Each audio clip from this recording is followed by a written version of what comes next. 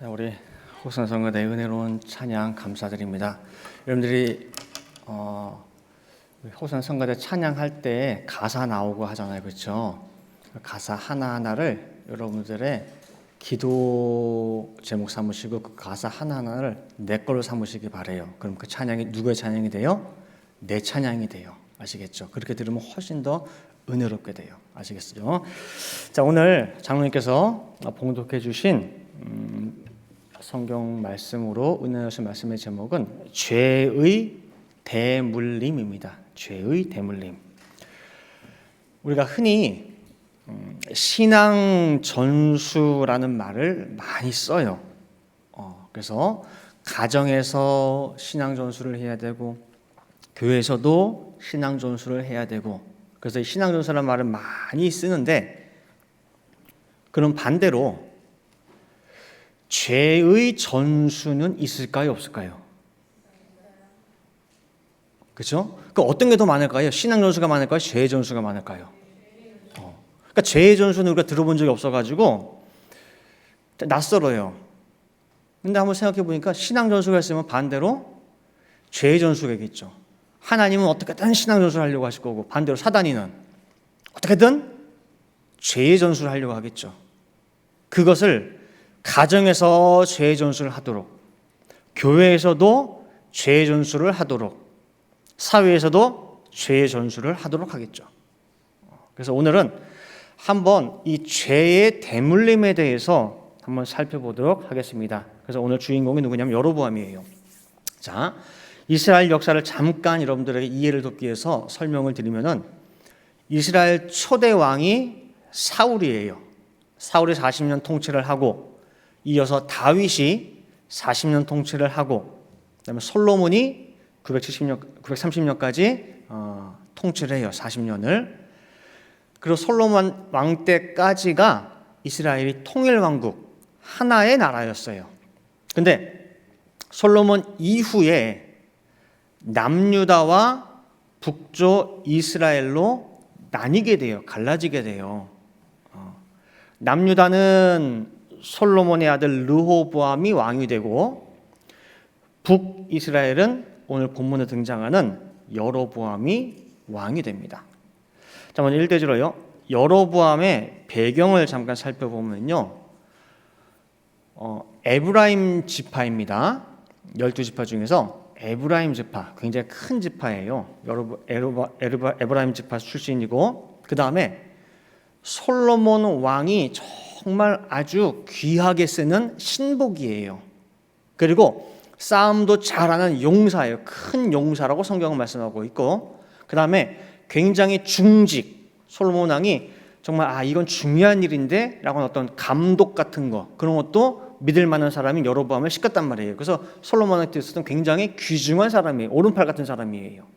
자, 왕상 11장 28절 말씀 보시면은요. 이 사람 여로보암은 큰 용사라 솔로몬이 이 소년의 부지런함을 보고 세워 요셉 족속의 역사를 감독하게 하였더니 라고 하는 정말 솔로몬이 귀히 쓴 사람이에요. 그럼 여로보암의 이름 뜻은 뭐냐 할 때에 백성들의 수가 번성케 하소서라는 뜻이에요. 백성들의 숫자가 많아지게 하소서 그 뜻이에요. 자, 그럼 두 번째로 이대지로 여로보암의 행적을 살펴보면은요. 이스라엘이 한 나라였다가 갈라지게 된 이유가 뭐냐면 싸워서가 아니에요. 솔로몬이 범죄를 함으로 말미암아 하나님께서 이 나라를 반으로 쪼개야겠다 그런 거예요.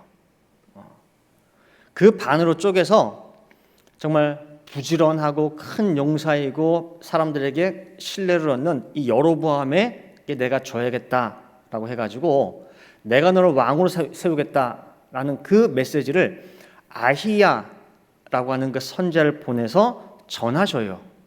전하시면서 자, 여로보암아, 내가 이스라엘의 12지파 중에서 10지파를 짝에서 너한테 줄 테니까 네가 왕이 될 거고 그때 너는 다윗처럼 하나님의 명령과 율례를 순종하고 지키기만 하면은 내가 다윗에게 약속한 것과 똑같이 너의 그 보좌, 너가 가지고 있는 모든 것들을 내가 그대로 이어갈 수 있도록 약속해 줄게 라고 하나님께서 말씀하셨단 말이에요. 자, 열왕기상 11장 38절 말씀 보세요. 네가 만일 내가 명한 모든 일에 순종하고 내 길로 행하며 내 눈에 합당한 일을 하며 내 종 다윗의 행함같이 내 율례와 명령을 지키면 내가 너와 함께 있어 내가 다윗을 위하여 세운 것 같이 너를 위하여 견고한 집을 세우고 이스라엘을 네게 주리라 그랬죠.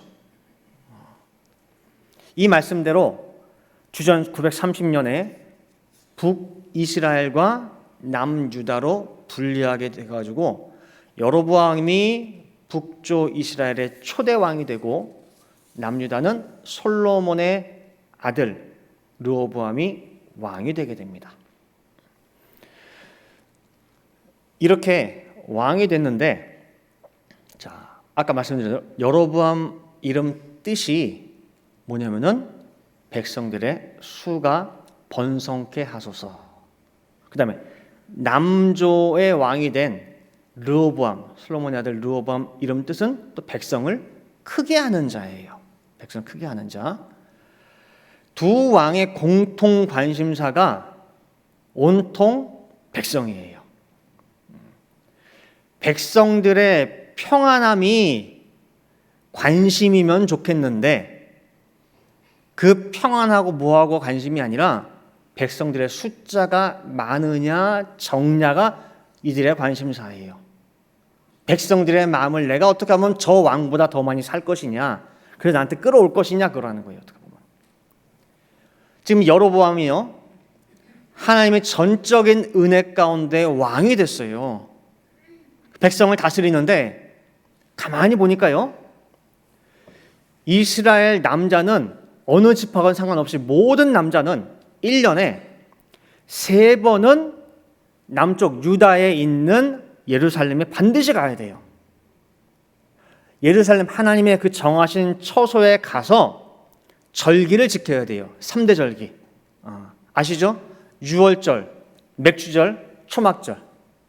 이 3번만큼은 반드시 나에게 와서 네 얼굴을 보이라 그랬단 말이에요. 자, 출애굽기 23장 17절 말씀.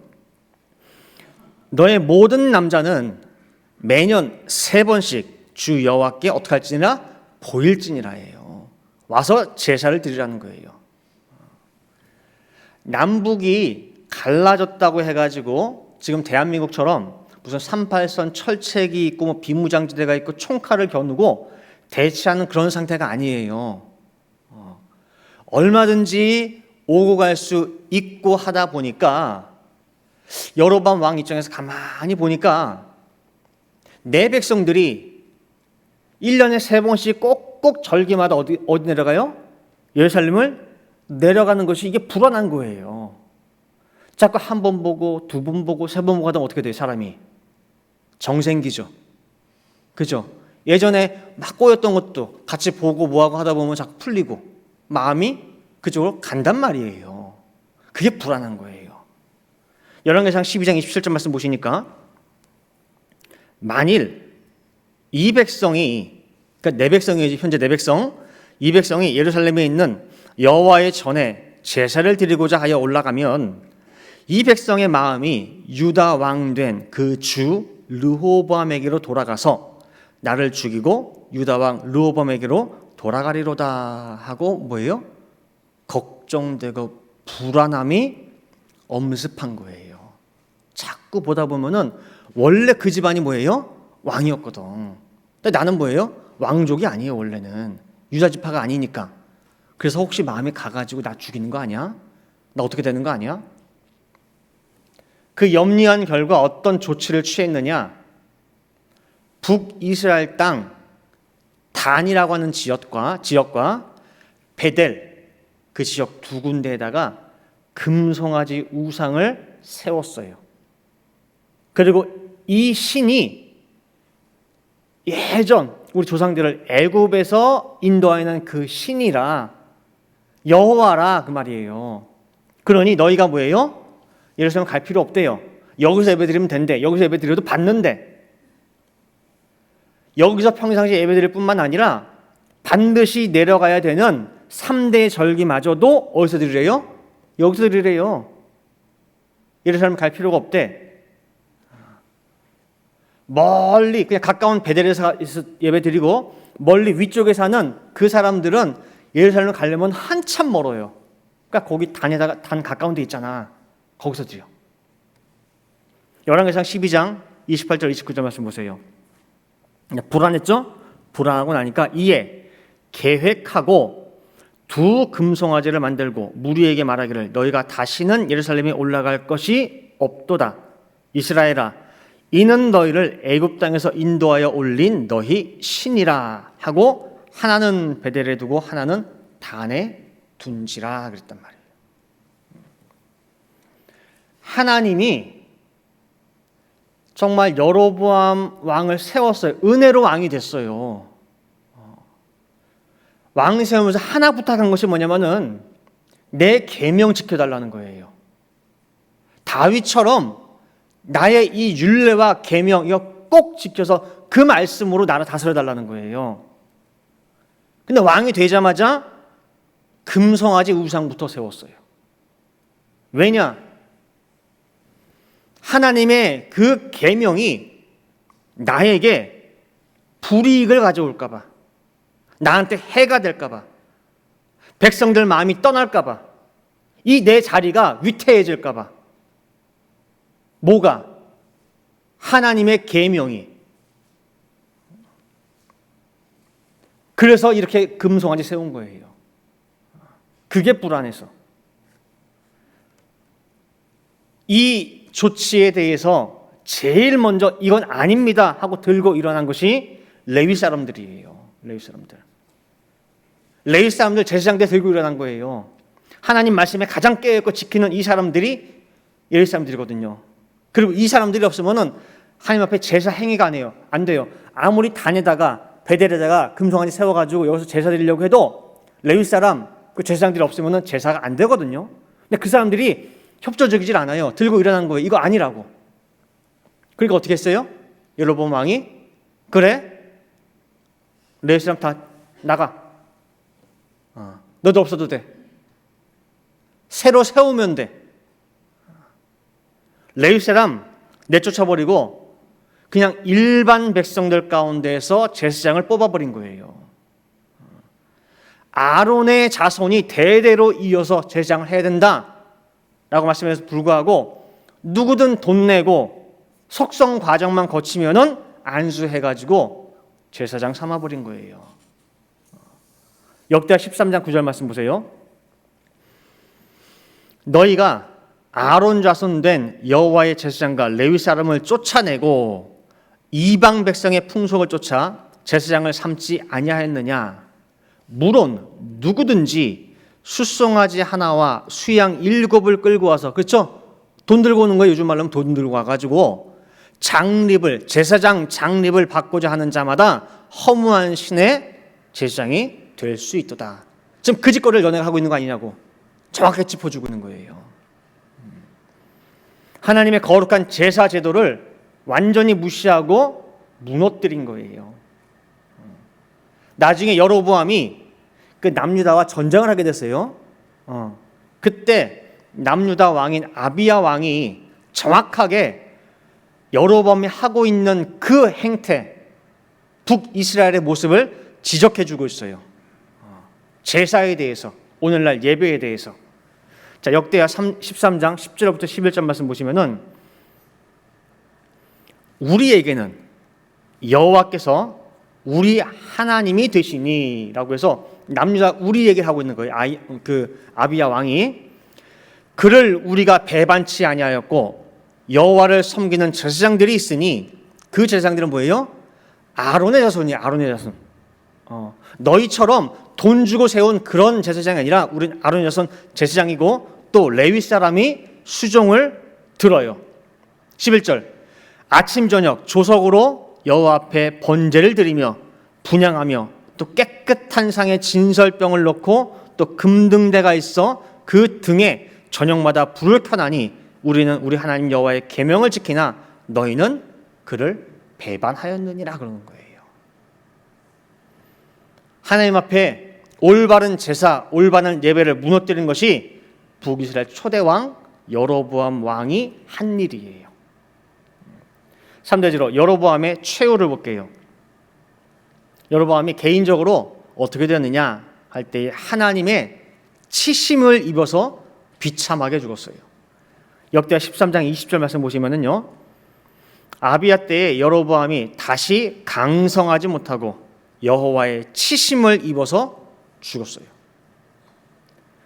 자기에게 주어진 그 연대를 수를 다 누리고 죽은 것이 아니라 하나님께서 어떻게 해요? 쳐버렸어요.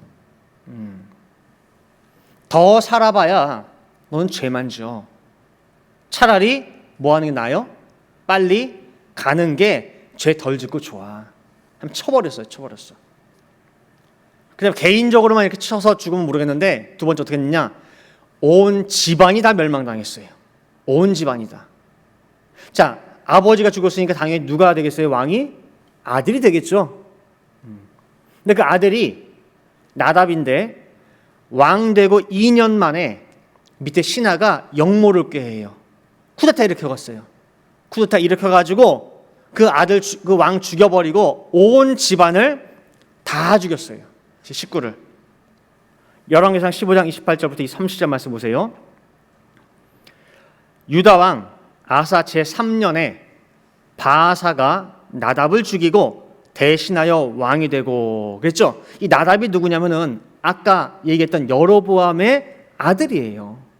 근데 그 아들 나답을 신하가 죽여버려요. 대신해서 왕이 돼요. 그다음 왕이 될 때에 여로보암의 온 집을 쳐서 생명 있는 자를 하나도 남기지 않냐고 다 멸하였는데 여호와께서 그 종 실로 사람 아히야, 그 선지자죠, 아히야로 하신 말씀과 같이 되었으니 이는 여로보암이 범죄하고 누구 때문에 온 집을 다 멸망당했어요? 여로보암이 범죄하고 또 이스라엘로 범하게 한 죄, 즉 자기도 범죄하고 이스라엘 백성도 범죄하게 만들었잖아요. 그것이 하나님 여호와의 노를 격동하게 했기 때문에 쳐 죽이고 여로보암은 온 집안은 뭐예요? 다 쑥대밭 만들어버리고 그렇게 됐단 말이에요. 자, 4대지로요. 여로보암 죄악의 대물림이에요. 우리가 세상에서도 와이셔츠 단추 잠글 때에 첫 단추를 잘못 끼면 어떻게 돼요? 이후 둘째부터 마지막까지 다 잘못 끼게 돼 있어요. 첫 단추가 중요해요. 자, 이제 여로보암 왕이 죽었어요. 근데 죽었으니 이제는 마음 놓고 하나님의 그 절기를 지키기 위해서 예루살렘에 내려갈 수가 있겠죠? 있어요, 없어요? 있잖아요. 자, 그럼 백성들 어땠을까요? 여로보암이 살아있을 때는 왕의 눈치 보이고 하니까 왕이 막으니까 못 갔죠, 당연히. 근데 그 왕이 죽었어요. 이제 갈 수가 있어요. 백성들이 어떻게 했을까요? 가요, 안 가요? 안 가요. 안 가요. 하나님의 계명이 1년 3차 너희는 반드시 와서 나 좀 보자. 내가 너희 기다린다. 너희 얼굴 보길 원한다. 계명 알아요. 근데 안 가요. 예루살렘 다녀오려면은 오며 가며 거기서 또 지켜야 될 거 아니에요. 한 일주일은 지켜야 될 거 아니에요. 가는 길, 지키는 거, 오는 거 합치면 한 달은 좋게 걸려요. 근데 집에서 가까운 단, 베델 그 둘 중에 하나 오면 되는데 얼마나 편합니까 그게? 그렇죠? 너무너무 편해졌어요. 그 생활을 수십 년 해봐요. 다시 본래대로 못 돌아가요. 나만 그런 게 아니라 주변에 다 그러고 있어요. 가는 사람이 없어. 누가 가요? 그러니까 늘 하던 대로 단에서 예배드리고 베델에서 예배드려요. 열왕기상 15장 30절 아까 읽었던 부분. 이는 여로보암이 범죄하고 또 뭐예요? 이스라엘 백성들을 하여금 범하게 한 죄로 인한다는 거예요. 똑같이 물들게 만들었어요. 죄를 가리켰어요. 누가? 여로보암이. 그래서 여로보암은 죽고 사라졌지만 그가 낀 그 첫 단추가 대대로 이어지고 있어요. 대대로. 여로보암 이후에 18명의 왕이 즉위했어요. 선한 왕이 이스라엘에 하나도 안 나와요. 그나마 그 전보단 낫더라. 그 전보단 낫더라 그러지 선한 왕이 없어요. 그리고 그 공통점이 뭐냐? 하나같이 여로보암의 길로 행하여 여로보암을 본받아. 오늘 본문 이스라엘 9대 왕 여호람. 아버지 아합에 비하면은 그나마 괜찮고 그나마 선해요. 심지어 자기 아버지 아합 왕이 세웠던 바알이라고 하는 그 신의 주상들, 우리 천하대장 지하장 같이 세우는 거죠, 세우는 거. 그 바알의 주상들까지도 다 파괴하고 제거할 정도로 그나마 괜찮은 왕인데 여로보암의 죄까지는 떠나지를 못하고 있어요. 그거는 그대로 답습하고 있다는 얘기예요. 열왕기하 3장 2절 3절 보세요. 저가 여호람이 여호와 보시기에 악을 행하였으나 그 부모와 같이 하지는 아니하였으니 이는 저가 그 아비에 만든 바알의 주상을 제었습니다. 그러나 저가 느바세 아들 여로보암이 이스라엘로 범하게 한 그 죄를 따라 행하고 떠나지 아니하였더라. 여전히 여로보암이 살아 있습니까? 죽었습니까? 여로보암이 죄 가운데 살아 있어요. 죄 가운데. 자, 5대지. 신앙 전수를 할 것이냐, 죄의 전수를 할 것이냐. 교회의 존재의 목적 첫 번째가 뭐냐면 예배예요. 예배를 통한 말씀이에요. 예배는 경건해야 하고 거룩해야 돼요. 그리고 예배를 위해서 미리 준비하고 마음을 다해야 돼요. 예배를 인도하는 예배위원이다 할 때는 더 그래요. 제가 올롱 목사님 예를 많이 드는데 올롱 목사님 항상 하시다가 말씀하시면은 내가 단에 서서 말씀을 증거한다 할 때는 항상 뭐 하시느냐? 깨끗이 샤워해야 돼요. 모든 속은 뭐예요? 다 갈아입어요. 그 다음에 또 말씀이 있다? 또 샤워하고 또 갈아입어. 잠깐 입어도 사람의 그 인내, 그렇죠? 사람 냄새가 밴다고 절대 하나님 앞에 냄새 피우면 안 된다고 해서 깨끗하게 해서 단에 서신다고 말씀하셔요. 저도 올롱 목사님 모든 거 다 따를 수 없어요. 그냥 흉내라도 내야 될 거 아니에요. 그죠? 그래서 저도 안수받은 이유로 해가지고 하나님 앞에 모든 말씀 증거한다 할 때에는 저도 무조건 다 씻어요. 다 갈아입고 다 하고. 심지어 신방을 가든 평일에 뭐 대학을 가르치든 누구를 가르치든 한 명이든 10명이든 상관없이 뭐예요? 무조건 다 씻어요. 흉내라도 내야 될 거 아니에요. 따라라도 해야 될 거 아니에요. 그죠? 내 입에서 말씀이 증거된다 할 때에는 냄새 나면 안 돼요. 하나님 말씀이기 때문에 하나님이 임재해서 같이 제 입을 통해서 말씀을 대어내기 때문에 그래서 그래도 흉내 내는 양으로라도 어떻게든 해요. 수십 년 됐지만은.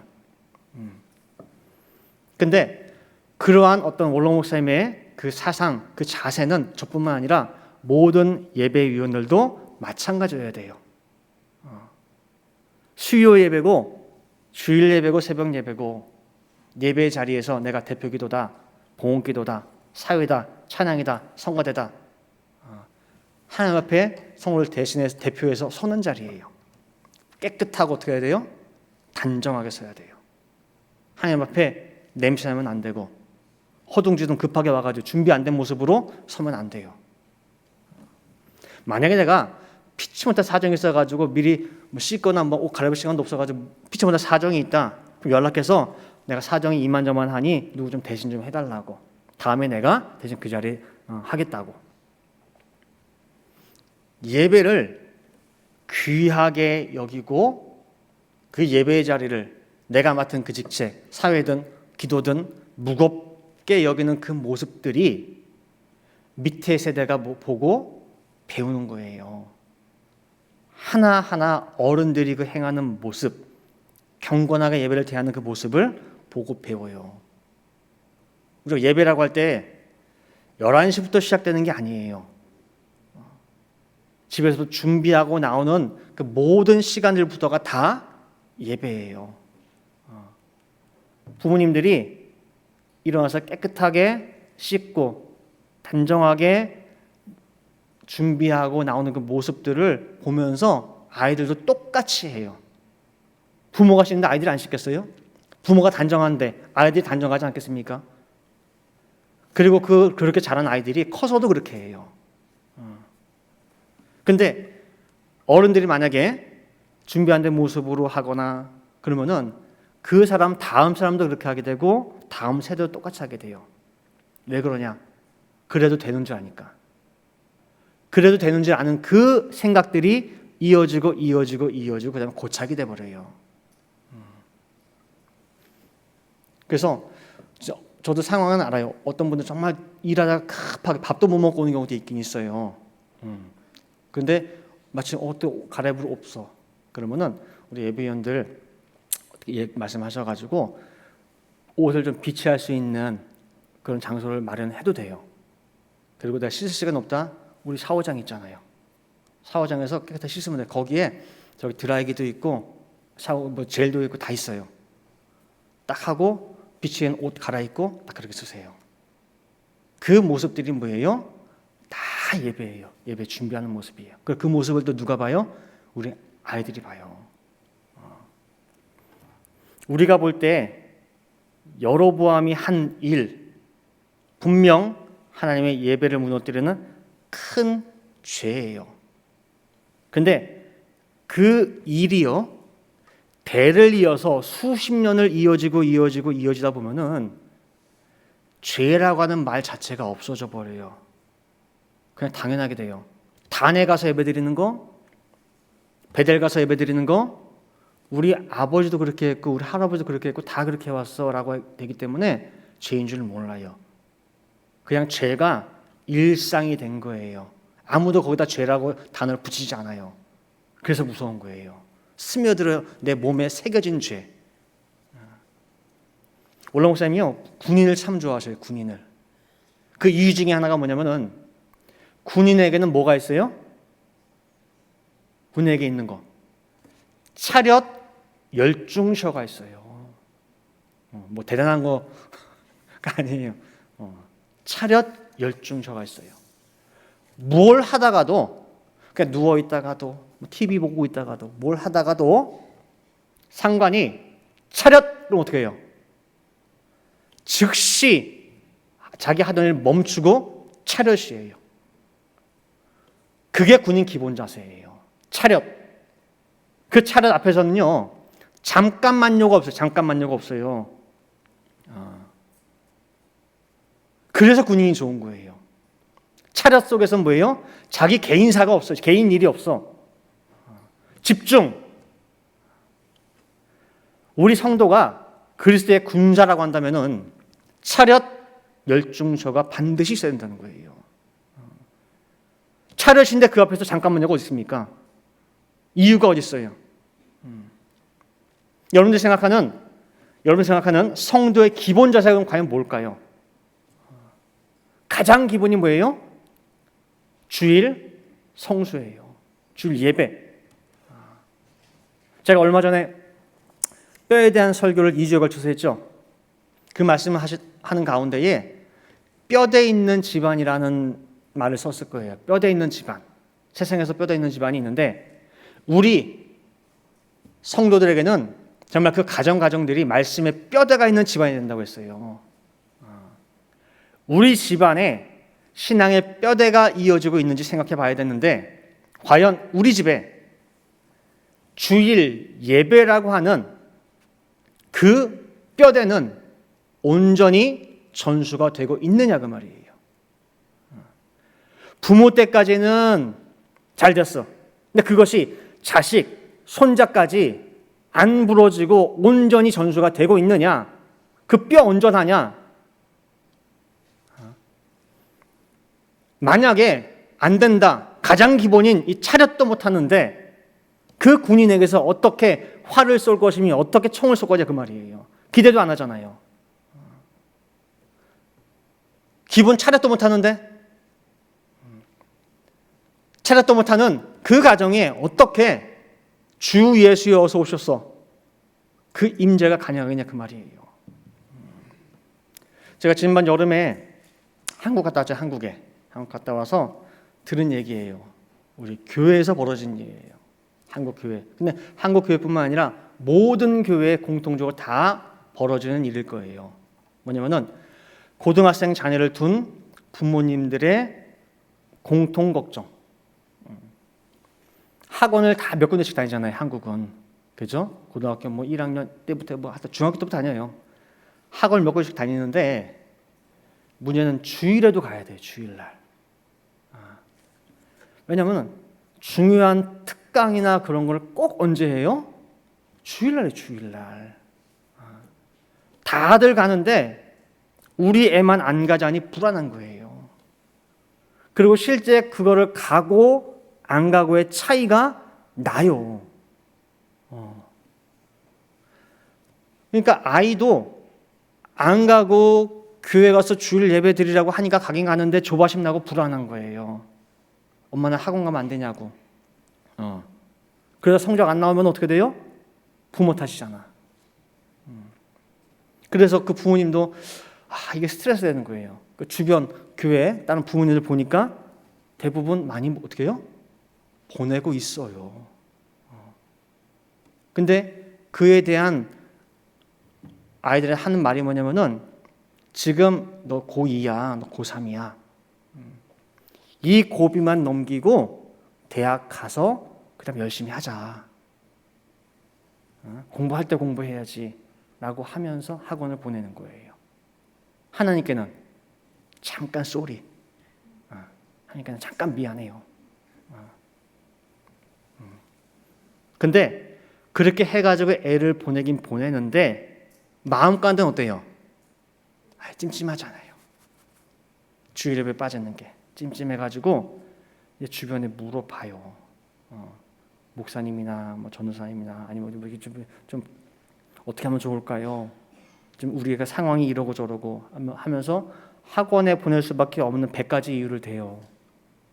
이런 상황에 어떡할까요? 여러분들에게 물어보면 어떻게 대답하실래요? 여러분들에게 주일인데 학원을 보내야 되면 어떡할까요? 학원 보내서 좋은 대학 가면 그래도 하나님께 영광 되지 않겠어요? 어떻게 보면 교회에서 볼 때 하나님께 볼 때도 좋은 거 아닐까요? 그럼 자꾸 이렇게 이유를 대잖아. 여러분들이 물어보면 어떻게 대답하실래요, 여러분들? 들어보면 사정이 정말 딱해.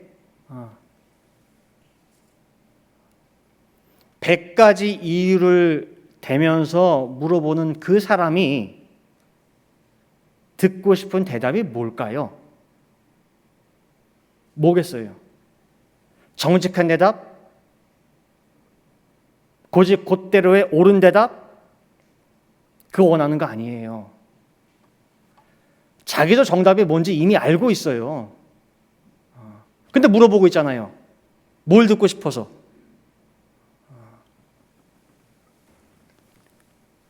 지난주에 읽었던 구절 다시 한번 읽어볼게요. 이사야 30장 10절 말씀 보세요. 그들이 선견자에게 이르기를, 요즘 말로 하면 목사님, 전도사님, 그죠? 선견자에게 이르기를 선견하지 말라. 선지자에게 이르기를 우리에게 뭘 보이지 말라? 정직한 것을 보이지 말라라는 거예요. 있는 그대로의 하나님 말씀을 해달라지 말라는 거예요. 자기가 모르나 알지. 대신 뭘 해달라는 거예요? 부드러운 말, 내가 듣고 싶은 대답을 좀 해달라는 거예요. 그래서 마음이 뭐예요? 좀 편안해지니까 거짓된 것을 보여달래요. 그래서 이사야 30장 10절 말씀이 이게 옛날 얘기가 아니구나라고 깨달았어요. 지금 우리의 일상 가운데 일어나고 있는 언제든 나에게 닥칠 수 있는 현실의 얘기라는 현실의 얘기. 이 고비만 넘기고 대학 가서 열심히 하자 하는데 생각해 보세요. 이 아이가 인생 살아가면서 만나는 고비가 이거 하나밖에 없을까요? 그 고비를 만날 때마다 똑같이 할 거 아니에요. 똑같이. 그래. 이 고비만 넘기자. 하나님께도 잠깐 뭐예요? 또 쏘리 하겠지 하나님한테. 하나님, 요거만 지나면은 나올게요. 요거만 끝나면은 그 다음에 할게요. 부모님 세상 떠나고 안 계셔도 그 아이는 배운 그대로 행해요. 고비 때마다 하나님께 잠깐 쏘리. 그리고 그 자식에게도 전수하게 돼요. 여로보암의 죄의 대물림이에요. 이제 결론 맺도록 하겠습니다.